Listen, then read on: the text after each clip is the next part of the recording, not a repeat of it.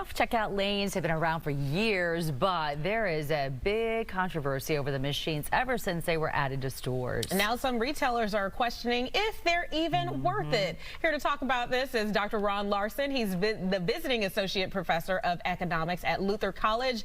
Good morning. Good morning. All right, so what are the pros and cons of self-checkout?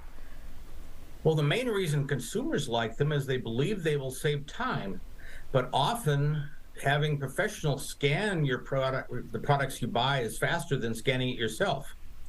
For stores, they are trying to save money. They can have one person supervise 6, maybe 10 self-checkout lanes rather than just work at one staffed lane. So it's a cost reduction for stores. However, stores have discovered a number of problems too. One is some consumers don't like self-checkouts. My research suggests that people who are older and who are nervous about technology try to avoid self-checkouts. And there's people who are nervous about technology in every age group. But there's other problems too. One is something called shrink. It's believed there's more shrink at self-checkouts. And what shrink is when stores buy things and then they don't sell them. So it includes things like customer theft. At self-checkouts, there's probably more accidental theft. People forget to scan something, or they try to scan something and it doesn't scan, or they type in the wrong code if they're buying produce at a grocery store.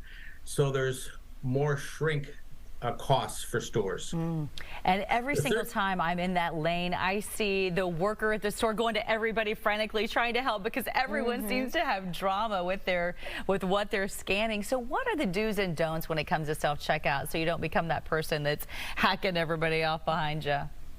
Well, that's one of the problems with self-checkouts is people can get embarrassed when they have trouble with the technology, but they're trying real hard to improve the technology. It just takes time to learn how to use each store's technology. They're all different, and it's best to maybe go at a time when the store isn't real busy and practice, because it can be a real challenge. I usually weigh out the length of the line at the staff checkout versus the self-checkout to decide which place I want to go. Okay, so based on your research, is it actually worth it for the retailers? What are they saying at this point?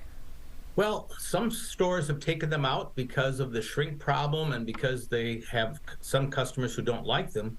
There's another problem that has popped up, that some consumers like the interaction at the checkout. A friendly cashier can make your day. And that emotional connection with shoppers can actually help improve store loyalty.